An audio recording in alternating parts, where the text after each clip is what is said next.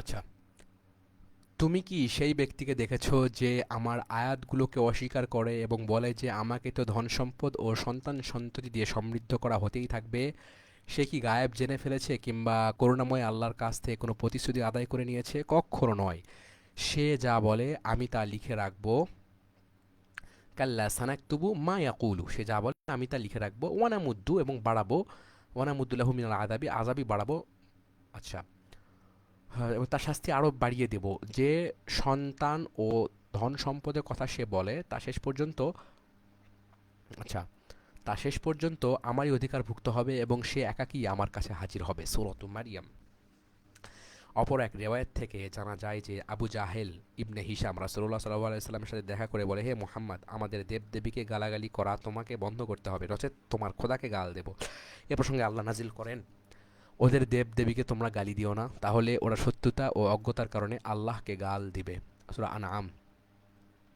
Another ইবনে হারেস ইবনে কালাদা ইবনে আব্দে মানাফ ইবনে আবতার ইবনে কুসাইদ ছিল এমনি আরেকজন। রাসূলুল্লাহ সাল্লাল্লাহু আলাইহি ওয়াসাল্লাম যখনই কোনো বৈঠকে আল্লাহর দিকে মানুষকে দাওয়াত দিতেন, কোরআন তেলাওয়াত করতেন এবং কুরাইশদেরকে অতীতের ধ্বংসপ্রাপ্ত জাতিগুলোর ইতিহাস বর্ণনা করে তাদের অনুরূপ পরিণতির শিকার হওয়া সম্পর্কে সাবধান করে দিতেন এবং বৈঠক শেষ করে চলে যেতেন, তখন নাদার ইবনে হারেস বসে থাকতো এবং ওই বৈঠকের সোয়াদের কাছে পারস্যের বীর রুস্তম ও ইসফিন্দিয়ারের কাহিনী বলতো। তারপর সে বলতো, মুহাম্মদ আমার চেয়ে ভালো কাহিনী শোনাতে পারে না। মুহাম্মাদের কাহিনীগুলো তো প্রাচীন যুগের কিচ্ছা কাহিনী ছাড়া আর কিছুই নয়।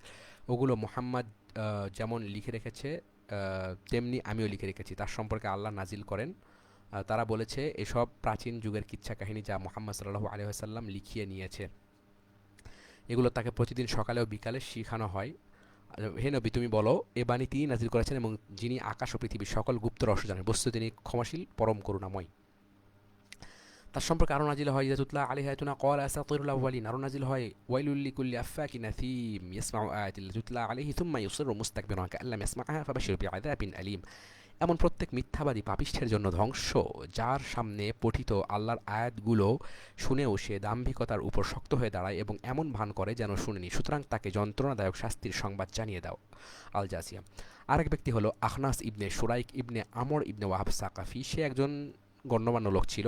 সে রাসূলুল্লাহ সাল্লাল্লাহু আলাইহি ওয়াসাল্লামকে নানা উপায়ে লাঞ্ছনা দিত এবং অকথ্য কথা বলতো। আল্লাহ তার সম্পর্কে সূরা কালামে বলেন, ওয়ালা তুতি' কুল্লা হাল্লাফিম মাহিন হাম্মাজিম মাশশাইম বিনামিম মান্না'ইল লিল খায়রি মু'তাদিন আসিম উতুল্লিম বা'দা যালিকা জানিম। এমন ব্যক্তির আনুগত্য করো না যে অত্যধিক কসম খায়, যার কোনো গুরুত্ব নেই, যে অতিমাত্রায় গালাগালি করে ও চগলখড়ি করে বেড়ায়, যে ভালো কাজে বাধা দেয় ও সীমালঙ্ঘন করে পাপ কাজে লিপ্ত থাকে, যে অতিমাত্রায় দুষ্কৃতিকারী, অত্যাচারী এবং সর্বপরিচয়ে পরিচয়হীন।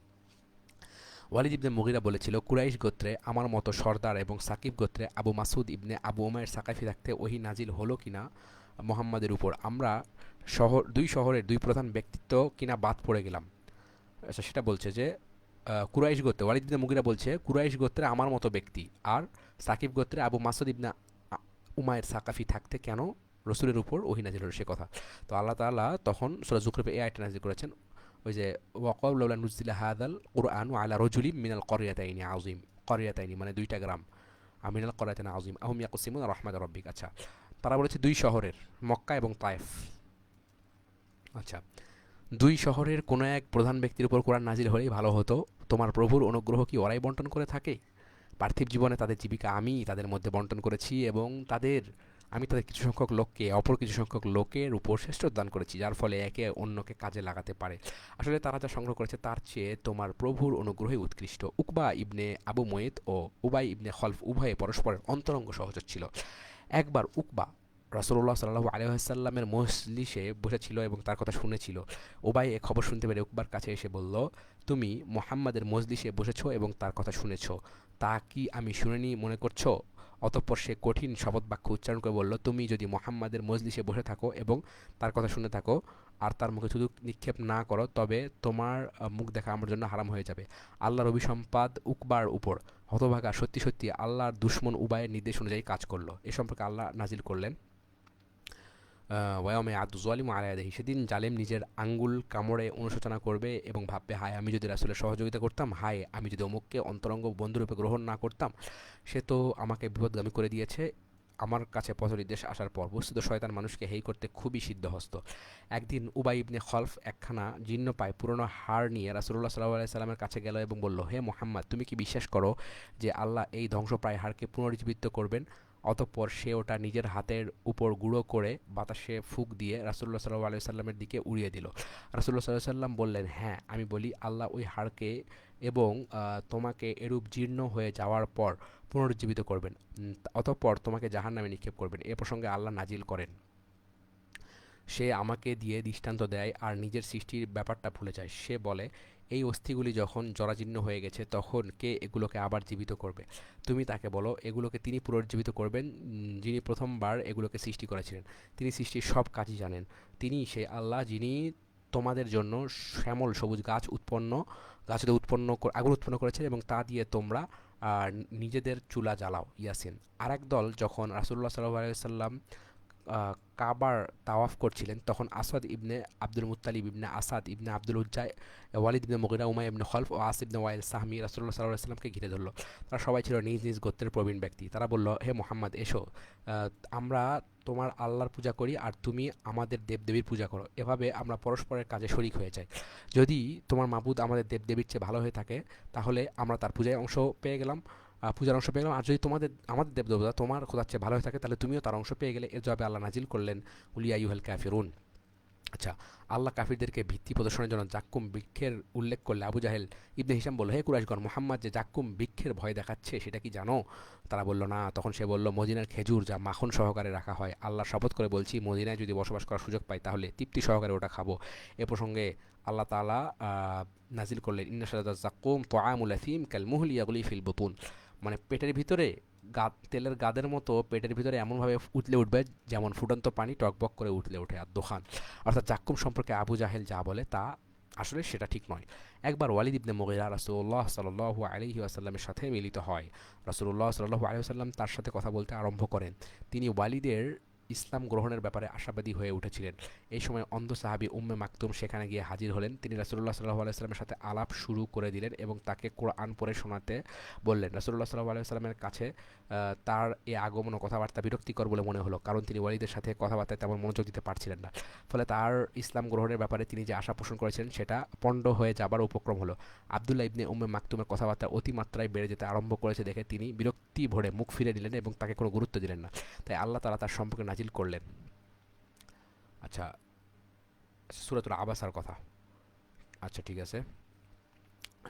আল্লাহ বলেন, আমি তোমাকে সকলের জন্য সুসংবাদ দানকারী ও সতর্ককারী করে পাঠিয়েছি এবং তোমাকে নির্দিষ্ট কারোর জন্য পাঠাইনি। অতএব যে যা চেয়েছে তা থেকে তাকে বঞ্চিত করো না, আর যে ব্যক্তি ইচ্ছুক নয় তার জন্য লালায়িত হয়েও না। যারা রাসূলুল্লাহ সাল্লাল্লাহু আলাইহি ওয়াসাল্লামকে তার বাড়ির চৌহদ্দিতে কষ্ট দিত তারা হলো আবুল আহাব, হাকাম ইবনে আবুল আস, উকবা ইবনে আবু মুয়াইদ, আদি ইবনে হামরাহ আস-সাকাফি ও ইবনুল আসদা আল হাজালি। এরা সবাই ছিল তার প্রতিবেশী। হাকাম ইবনে আবুল আস ছাড়া এদের মধ্যে কেউ ইসলাম গ্রহণ করেনি। হাকাম ইবনে আবুল আস ইসলাম গ্রহণ করেছিল। বর্ণিত আছে, এসব লোক রাসূলুল্লাহ সাল্লাল্লাহু আলাইহি ওয়াসাল্লাম যখন নামাজ পড়তেন তখন তার উপর ছাগলের নাড়িভুড়ি ছুঁড়ে মারত। কেউ কেউ তার বাড়িতে রান্নার জন্য চুলায় চড়ানো হাঁড়িতেও ওই নাড়িভুড়ি নিক্ষেপ করত। শেষ পর্যন্ত রাসূলুল্লাহ সাল্লাল্লাহু আলাইহি ওয়াসাল্লাম বাধ্য হয়ে একটা দেওয়ালের আড়ালে লুকিয়ে নামাজ পড়তে লাগলেন।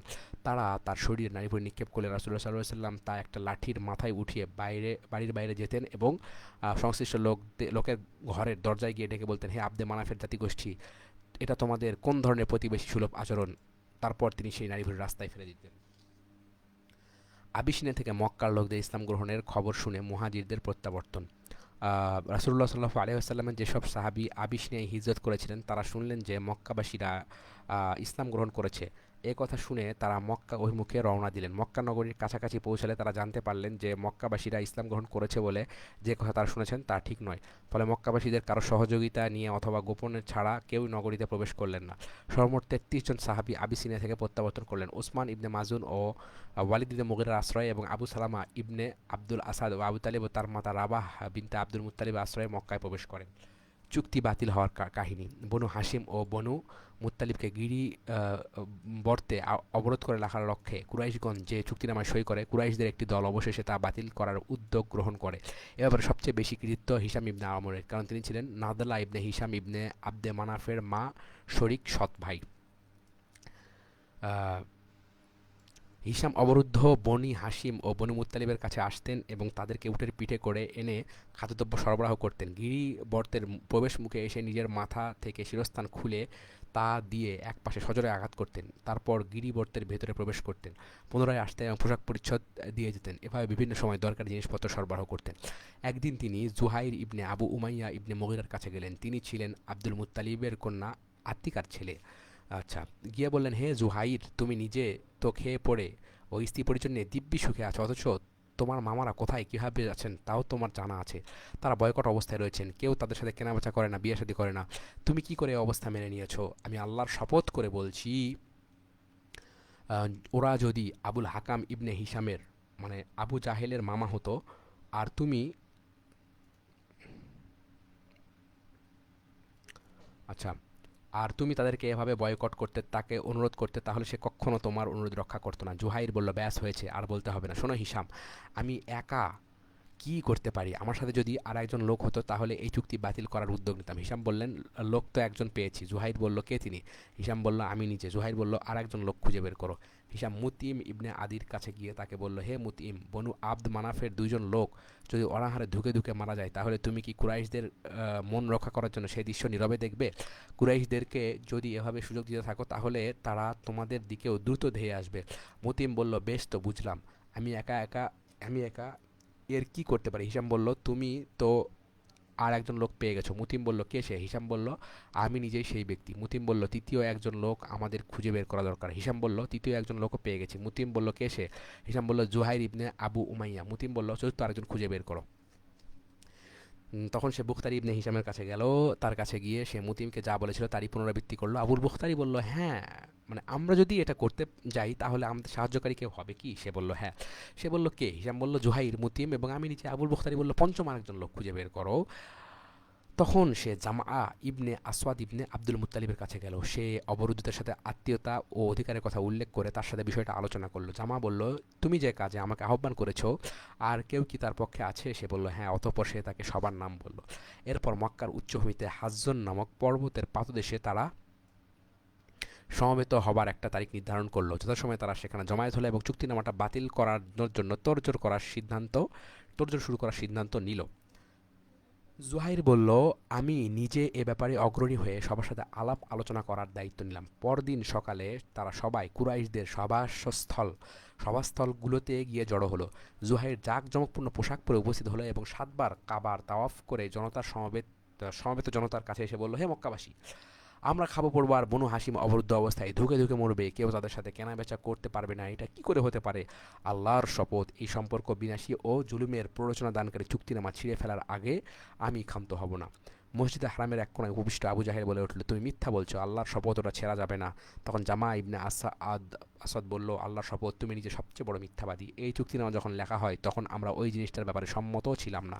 আবুল বুখতারি বলল, জামা, ঠিক আছে, এই চুক্তিতে যা লেখা হয়েছে আমরা তা মানি আমরা তা মানি না কিংবা স্বীকারও করি না। মুতিম ইবনে আদি বলল, তোমরা দুজন ঠিক বলেছ, এর বিপরীত যে কথা বলে সে মিথ্যুক। আল্লাহর কাছে আমরা এই চুক্তির কাছে, হ্যাঁ, আমাদের সম্পর্কহীনতা ঘোষণা করছি এবং এতে যা লেখা হয়েছে তা অগ্রাহ্য করছি। হিসাম ইবনে আমর অনুরূপ কথা বলল।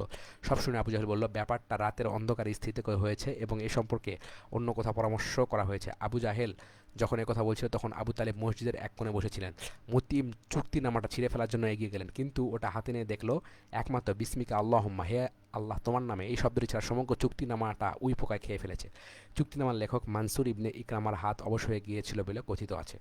ইরাস গোত্রের এক ব্যক্তির আবু জাহেলের নিকট উট বিক্রির ঘটনা। ইবনে ইসহাক বলেন, আব্দুল মালিক ইবনে আবদুল্লাহ ইবনে আবু সুফিয়ান সাকাফি, যিনি প্রখর স্মৃতিশক্তির অধিকারী ছিলেন, আমাকে জানিয়েছেন, ইরাস গোত্রের এক ব্যক্তি তার একটা উট নিয়ে একবার মক্কায় আসে। আবু জাহেল তার কাছ থেকে উটটা খরিদ করে নেয়, কিন্তু তার দাম নিয়ে টালবাহানা করতে থাকে।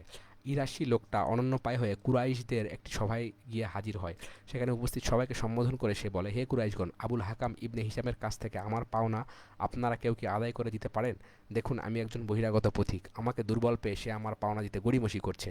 এই সময় মসজিদের একপাশে রাসূলুল্লাহ সাল্লাল্লাহু আলাইহি ওয়াসাল্লাম বসেছিলেন।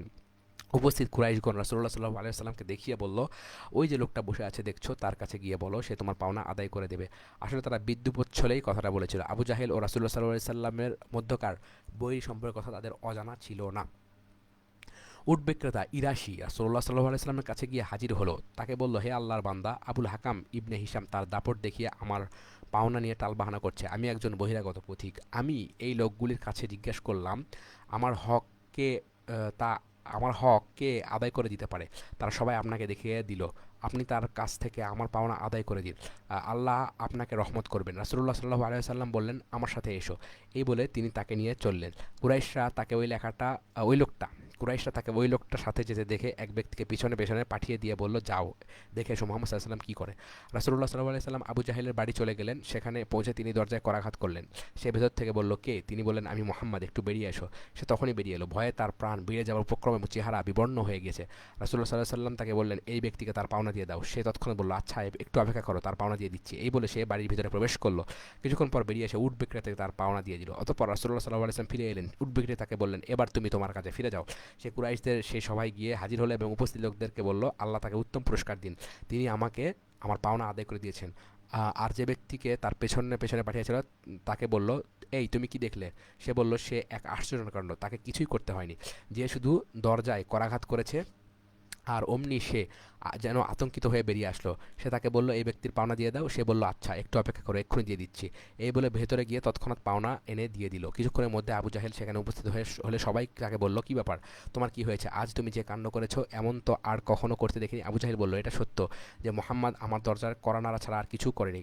আমি শুধু তার শব্দটা শুনেই ভয় পেয়ে যাই এবং পরক্ষণে তার সামনে আসি। আমি দেখতে পেলাম তার মাথার উপর একটা ভয়ঙ্কর আকারের উট, তার মতো চুট ঘাড় ও দাঁত বিশিষ্ট কোনো উট আমি কখনো দেখিনি। আল্লাহ শপথ, অস্বীকার করলে সে নিশ্চিত আমাকে খেয়ে ফেলতো। ইসরা বা লাহতিকালীন সফর। একদিন রাতে রাসূলুল্লাহ সাল্লাল্লাহু আলাইহি সাল্লামকে মসজিদুল হারাম থেকে মসজিদ আকসা অর্থাৎ বাইতুল মাকদিসে নিয়ে যাওয়া হয়। সোহাইলি বলেন, ঘটনাটা মদিনায় হিজরতের 1 বছর পূর্বে সংঘটিত হয়েছে বলে কেউ কেউ উল্লেখ করেছেন। এই সময় কুরাইশ গোত্রের মধ্যে এবং অন্যান্য গোত্রের লোকজনের মধ্যে ইসলাম বেশ প্রসার লাভ করেছে। আব্দুল্লাহ ইবনে মাসউদ বলতেন, রাসূলুল্লাহ সাল্লাল্লাহু আলাইহি সাল্লামের নিকট বোরাক আনা হয়। এটি একটি চতুষ্পদ জন্তু। পূর্বতন নবীদেরকেও এই জন্তুর পিঠে সওয়ার করানো হতো। এটি এত দ্রুতগামী যে সে দৃষ্টির শেষ সীমায় পা ফেলত। তিনি সেই জানোয়ারে সওয়ার হলেন। তার সঙ্গে জিবরিল তাকে সাথে নিয়ে রওনা হলেন। আকাশ ও পৃথিবীর অসংখ্য নিদর্শন দেখতে দেখতে তিনি এগিয়ে যেতে লাগলেন। এভাবে চলতে চলতে বাইতুল মাকদিস গিয়ে থামলেন। সেখানে নবীদের এক বিরাট সমাবেশ দেখতে পেলেন। তার মধ্যে ইব্রাহিম আলাইহিস সালাম, মুসা আলাইহিস সালাম ও ঈসা আলাইহিস সালাম দেখলেন। ঈসা আলাইহিস সালামকেও দেখলেন। তাদের সবাইকে নিয়ে এক জামায়াতে নামাজ পড়লেন। তারপর তার কাছে 3টা পাত্র আনা হলো, একটাতে পানি, একটাতে মদ এবং একটিতে দুধ। রাসূলুল্লাহ সাল্লাল্লাহু আলাইহি সাল্লাম বললেন, ওই 3টি পাত্র আমার সামনে রাখার পর শুনতে পেলাম কে যেন বলছে, মুহাম্মদ সাল্লাল্লাহু আলাইহি সাল্লাম যদি পানি ভরা পাত্র গ্রহণ করেন তাহলে তিনিও ডুববেন এবং তার উম্মতও ডুববে। আর যদি মদের পাত্র গ্রহণ করেন তাহলে তিনি বিপদগামী হবেন এবং উম্মতও বিপদগামী হবে। আর যদি তিনি দুধের পাত্র গ্রহণ করেন তাহলে তিনিও হেদায়েত লাভ করবেন, তার উম্মতও হেদায়েত লাভ করবে। এ কথা শুনে আমি দুধের পাত্রটা নিলাম এবং তা থেকে দুধ পান করলাম। তখন জিবরিল আলাইহিস সালাম বললেন, হে মুহাম্মদ, আপনিও সুবতগামী হয়েছেন এবং আপনার উম্মতও।